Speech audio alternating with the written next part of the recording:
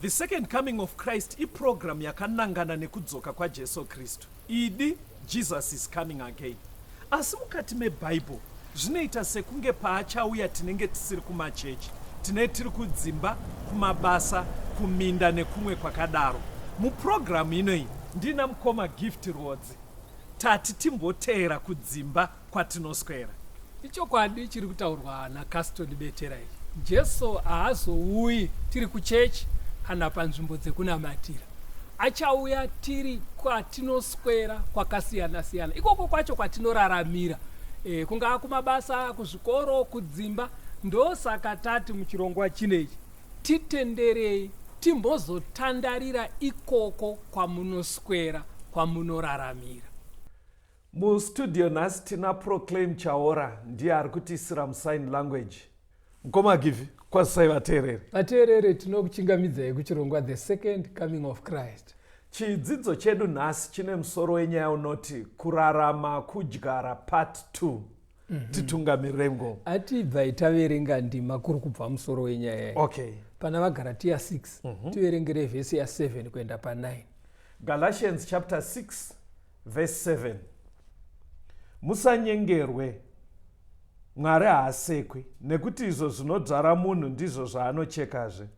Nokuti unodzvarira nyama yake uchacheka kuora kunobva panyama, asi unodzvarira mweya uchacheka upenyu husingaperi hunobva kumweya. Zvino ngatiregei kuneta pakuita zvakanaka, nekuti tinozocheka nenguva yakafanira kana tisingaore mwoyo. Panapa pari kubudiswa pfungwa inoraramika muupenyu. Okay.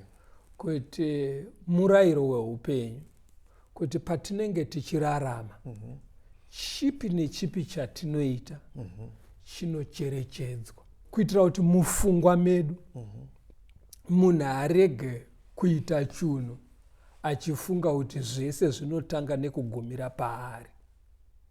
Okay. Okay. Kune vakatarisa. Anditinozvona.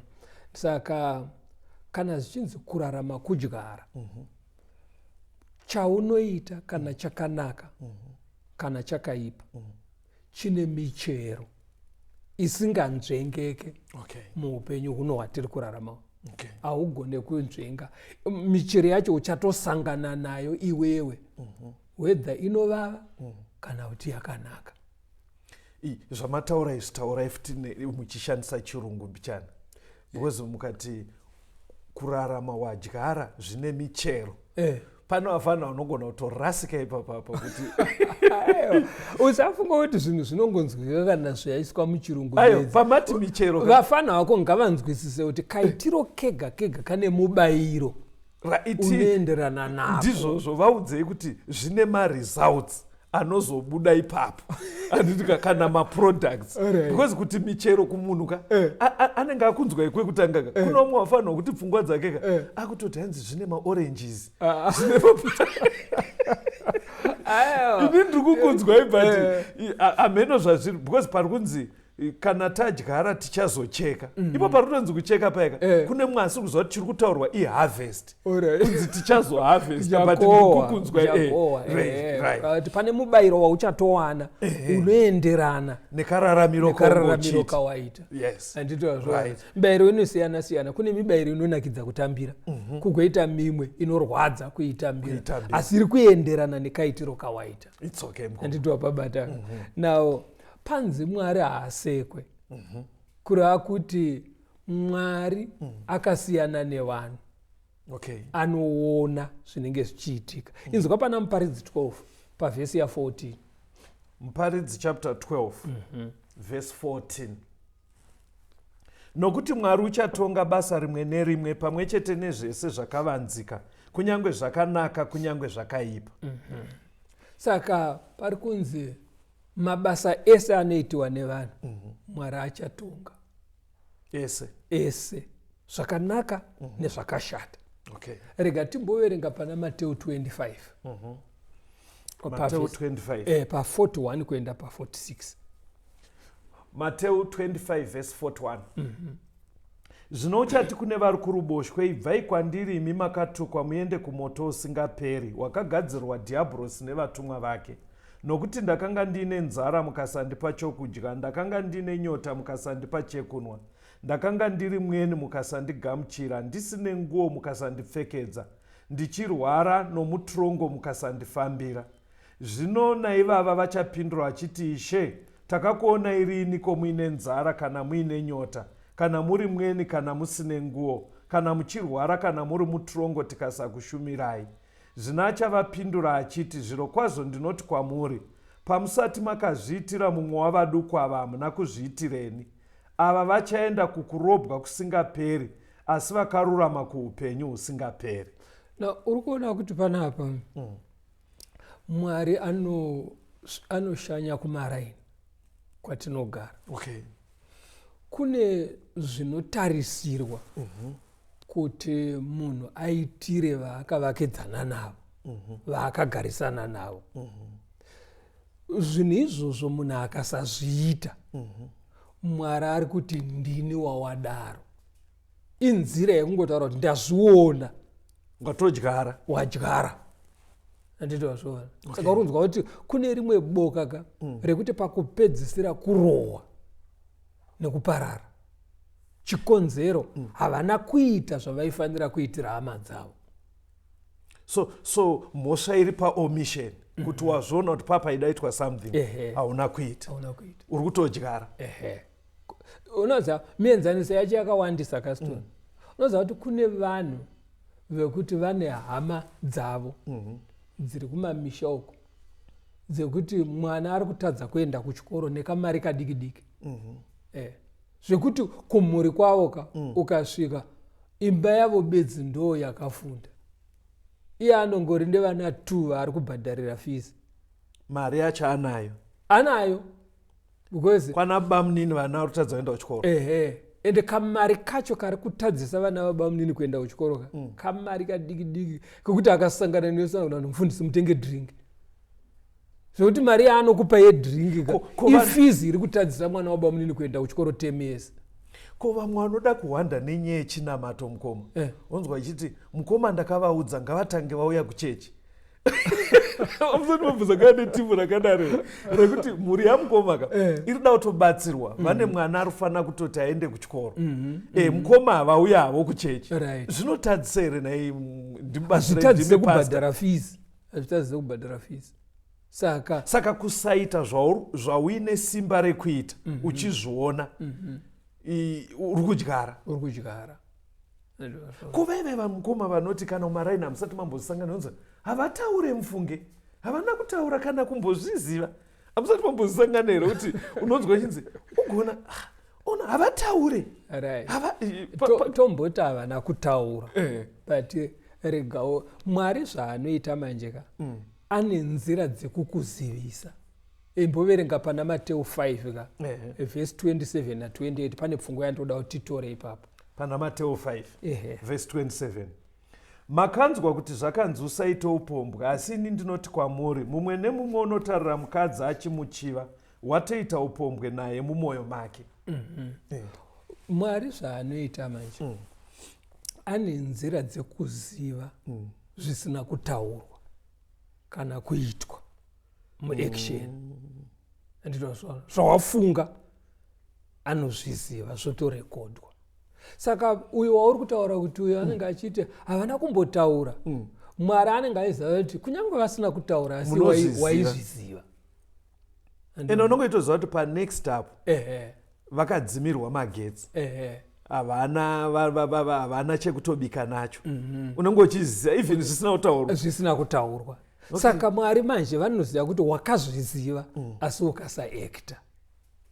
Kuti wazviziva sei, Mwari vane nzira dzekuzvizarura kwauri kuti uzvizive.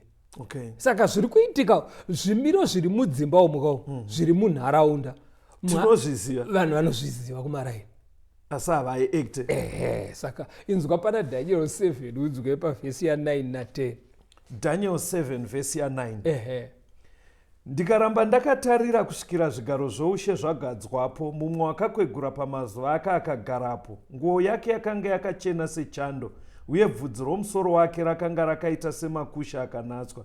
Chigaro chake cheushe yakanga iri mirazvo yomoto, makumbo acho uri moto unopfuta.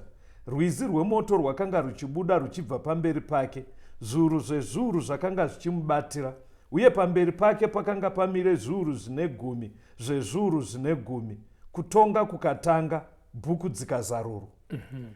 Saka rutongo parunoitiwa ndiMwari ari kunzi akagara pachigaro. Saka panoitwa rutongo Mwari achitonga nyaya, aatonge semafungiro semaitiro atinoita vanhu. Aiwa, kunoshandiswa zvakarekodwa nengirosi.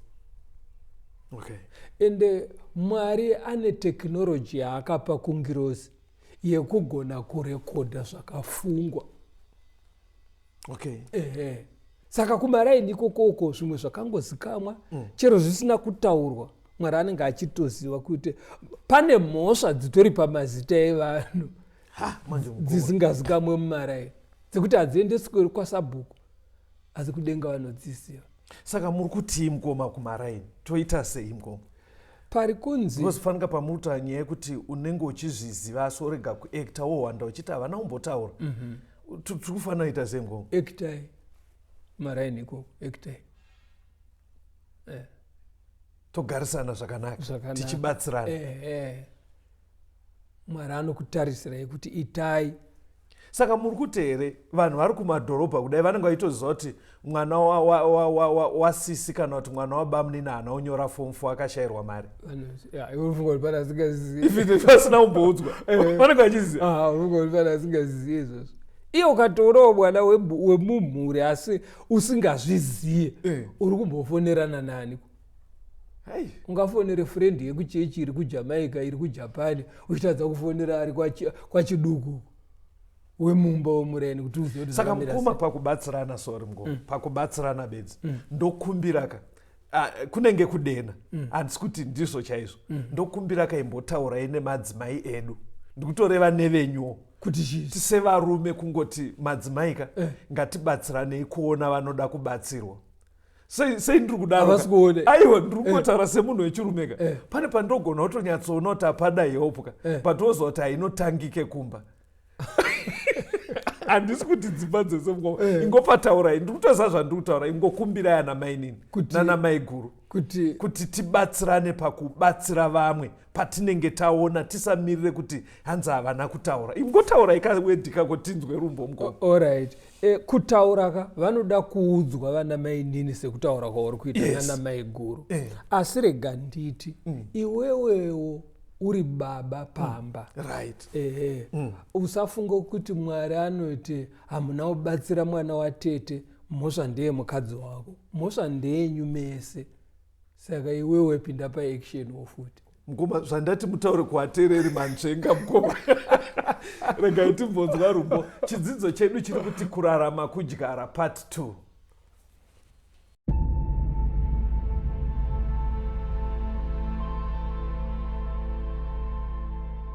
Soko rakanaka kunesu vafambi apo tinoenda pasipo asi muponesi achazouyazve kutonga umambo wakewo ari kuuya nekukasika Jesuzve ari kudzoka nevafambi vake vachazotorwa apo Jesu ouya. Makuva ekare apo vanorara vafambi vakafa naKristu vachazarurwazve vanhu vanomuka vachapona pamwe naJesu. Ari kuuya nekukasika Jesuzve ari kudzoka nevafambi vake vachazotora apo Jesu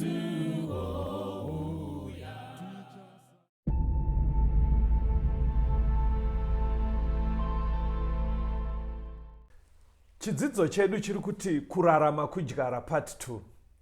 Mukoma patasira manzvenga mubvunzo. Uda undimakisana name. Inzwai nyaya yangu pairi. Mumaraini zviri kutobuda pachena kuti tinogona kutokohwa michero yakanaka kana tiri vanhu vanobatsira vamwe, vanoona varombo, vanoona varwere muupenyu huno neupenyu hunozouya.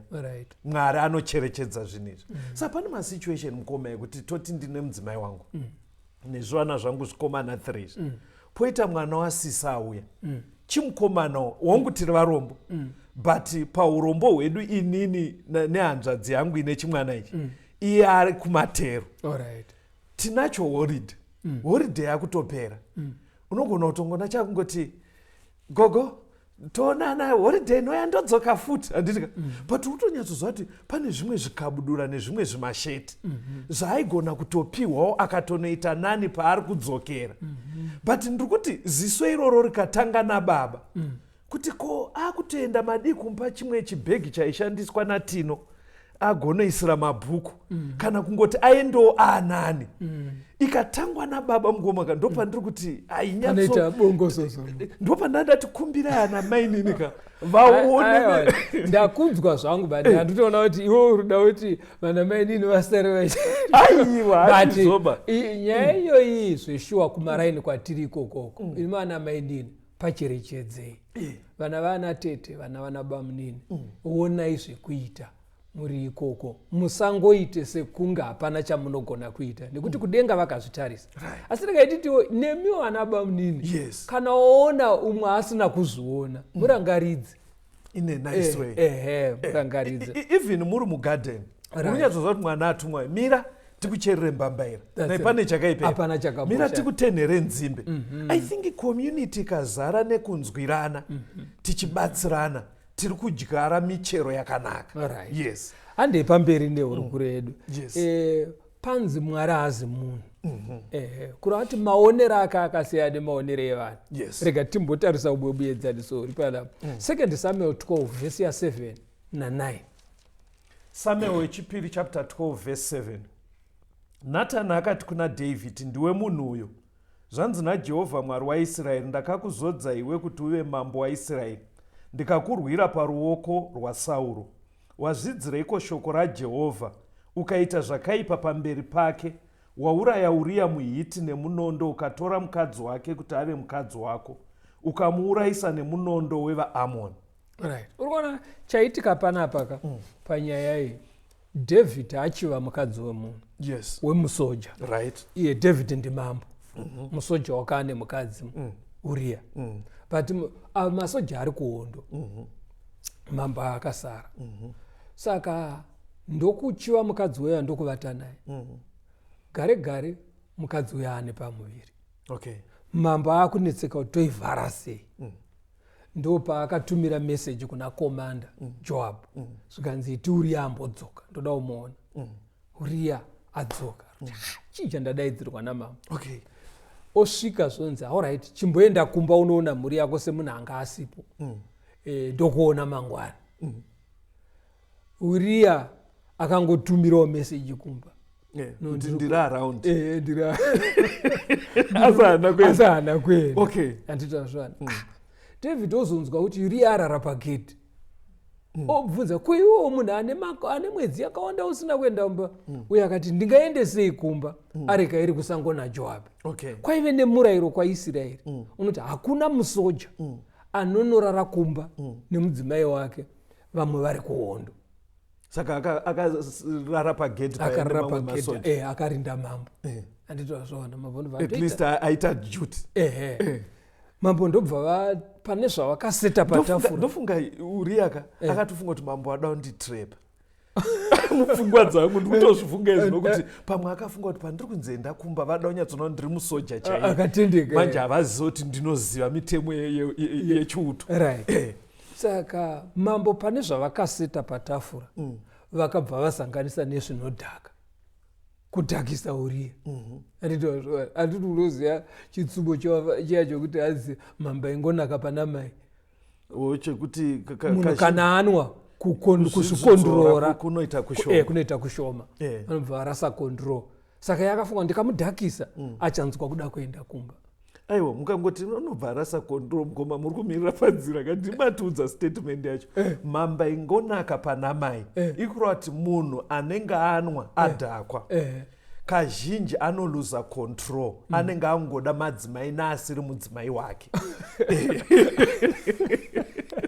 Sangoti kuluza control iti anoluza control zvekunge ukaruka auda kutoita zvechipfambi. Right. Saka Uriah haana kuenda kumba. David ndobva vaona kuti nyaya yaipa. Okumba idaunza hanzi pamiri pakazoonekwa kunzi baba takambovaona vakambodzoka kumba. Anditi wazviona. Saka zvaramba izvozvo zuva rechitatu David patsamba.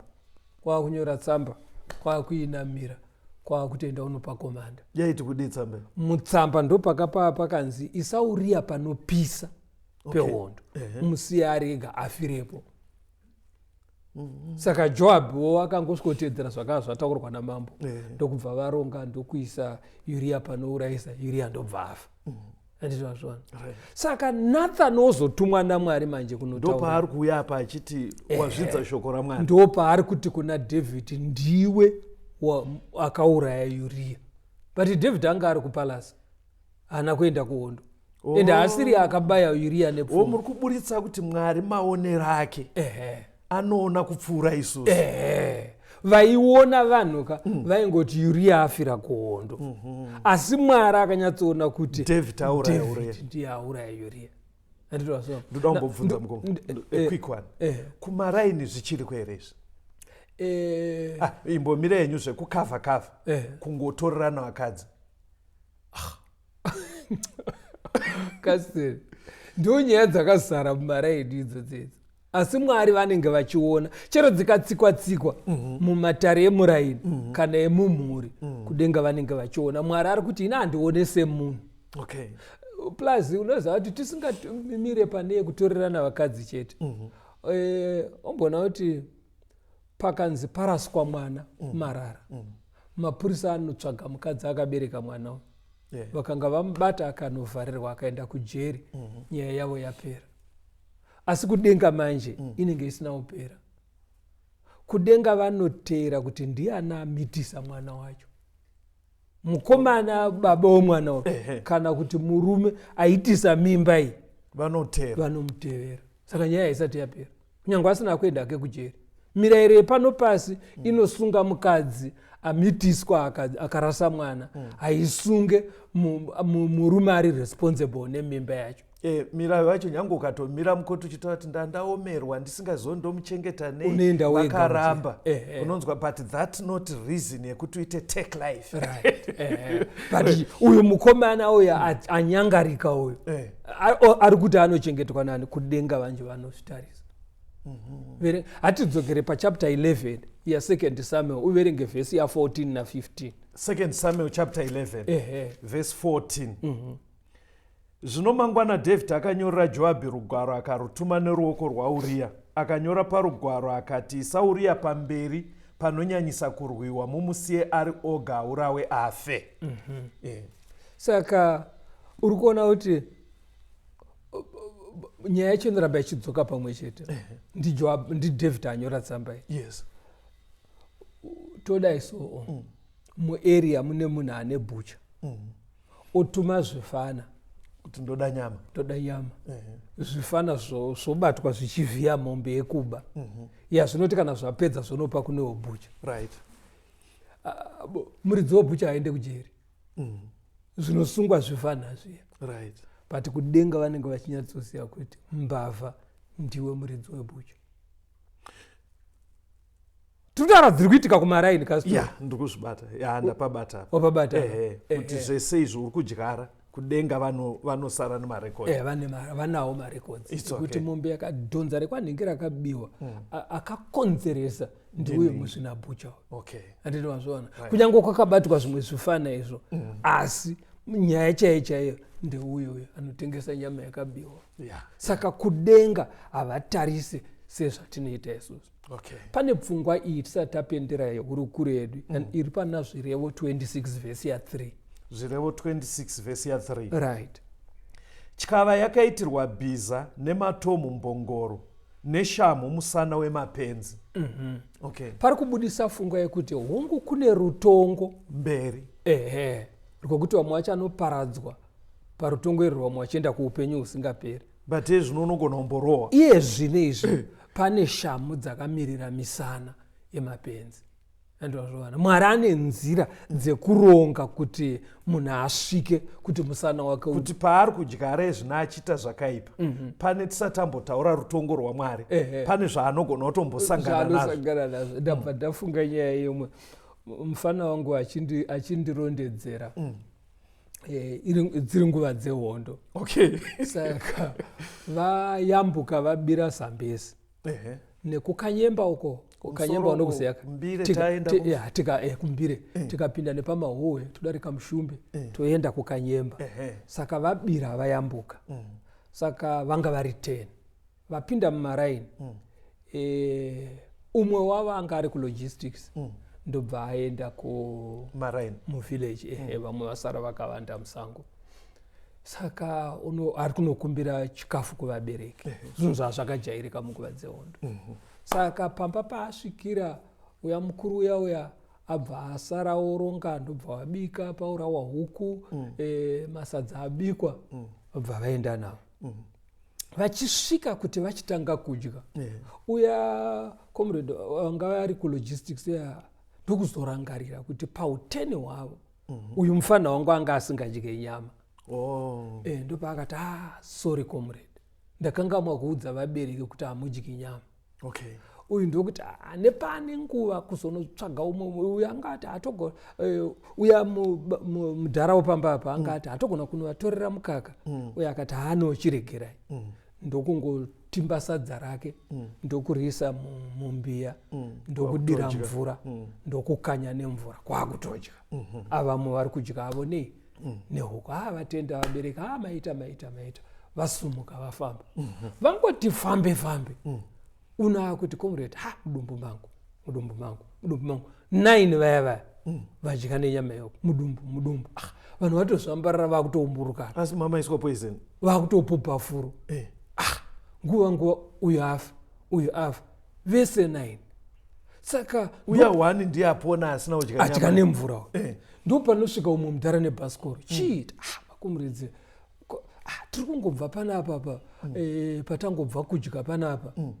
Ndopaanobvunza uya mabikirwa kwani. Utaura kuti mudhara uya uyu aitozikamwa. Saka anga aisira vakomana vamushonga wedonje munyama yehuku muyamwe. Uya ndokutora pfuti dzevamwe aya ndokuenda zvake vabereki ndokusara vachiviga vamwe 9 avo. But vakazonodzoka manje vakomana manje vakazonodzoka manje. Vaishandiswa kunzi vakomana namurume mukuru inoramba ingonzi vakomana. Vakazonodzoka manje ndobva vadhila naye. Saka unoziva zvaiitika kuti aita zvaaita ari kufunga kuti hazvina. Tiri kutaura kuti munguva inoiyi akakohwa akadhiliwa naye. Right. Kurarama kudyara part 2 ndoyenge iri hurukuro yedu.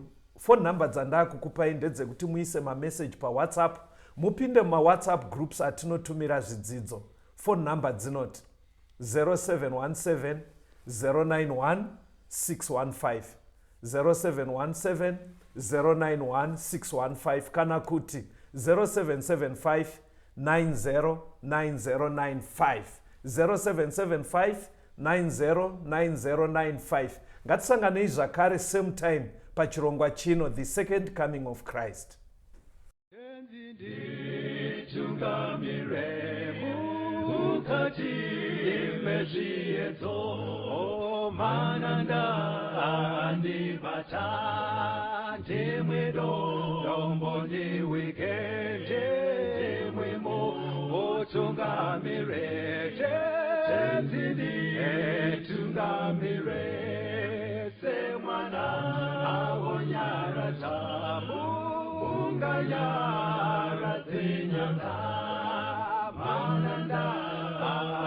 Munzwa kana mati nyarara